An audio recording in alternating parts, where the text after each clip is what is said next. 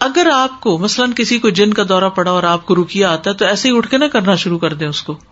پہلے اپنے اوپر کچھ پڑھیں, اپنے آپ کو حصار میں لائیں, اپنی یعنی وہ آپ دیکھیں نا کہ آپ دشمن کے مقابلے پہ چلے اور آپ نے زرہ پہنی ہی نہیں. ابھی ریسنٹلی مجھے کہیں کا پتا چلا کہ کہیں کچھ لوگ اکٹھے رہتے تھے تو رات کے وقت کسی ایک کو جن پڑ گیا, تو جو 2 اور لوگ تھے وہاں انہوں نے کہا کہ ہم اس کے اوپر دم کرتے ہیں. وہ کرنے لگے, ان کو بھی پڑ گیا. تو وجہ کیا تھی؟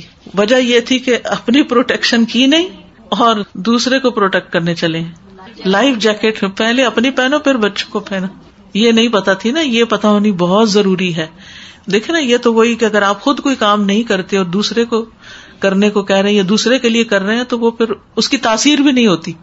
اچھا, آپ نے دیکھا ہوگا نا کہ لوگ کیوں اس بات کے حریص ہوتے کہ کوئی اور ان پہ بزرگ دم کر دے, کیونکہ انہیں پتا ہے کہ اس کے دم کی تاثیر ہوگی, کیونکہ یہ باعمل شخص ہے, یہ ان کو ہوتا ہے. تو کتنی دیر لگتی ہے باعمل ہونے میں؟ آپ خود بھی باعمل ہو جائے, وہ کام اپنے لیے کر لیں اور اس کے بعد آپ کی بھی انشاءاللہ افیکٹو ہو جائے گی. اذکار میں کوتاہی کی وجہ سے شیطانی حملے ہوتے ہیں. مثلاً آپ نے فرمایا کہ جو شخص 3 بار یہ دعا پڑھے, بسم اللہ الذی لا یضر مع اسمہ شیء فی الارض ولا فی السماء وهو السمیع العلیم, اسے صبح کے وقت پڑھے تو شام تک, اور شام کے وقت پڑھے تو صبح تک کوئی ناگہانی مصیبت نہیں پہنچے گی, کوئی اچانک آنے والی آفت اس پر نہیں آئے گی جو یہ دعا پڑھ لے.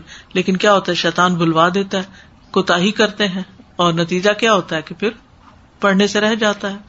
چوٹ لگے تو یاد آتا, اوہ آج تو میں نے یہ دعا ہی نہیں پڑھی تھی. پھر اسی طرح ابو بکر صدیق رضی اللہ عنہ نے عرض کیا, اے اللہ کے رسول, مجھے کچھ ایسے کلمات کا حکم دیجیے جنہیں میں صبح کروں اور شام کروں تو کہہ لیا کروں. آپ نے فرمایا, پڑھو اللہم فاطر السماوات والارض عالم الغیب والشہادۃ رب کل شیء وملیکہ اشہد ان لا الہ الا انت اعوذ بک من شر نفسی وشر الشیطان وشرکہ, یا شرک ہی دونوں طرح پڑھا جاتا ہے. شرک کا مطلب جال ہے اور شرک کا مطلب اس کا شرک ہے. پھر اسی طرح 100 دفعہ لا الہ الا اللہ وحدہ لا شریک لہ لہ الملک ولہ الحمد وہو علی کل شیء قدیر. ایسا شخص شیطان کے شر سے محفوظ رہتا ہے, جادو, نظر وغیرہ سے, جو یہ کلمہ پڑھ لیتا ہے.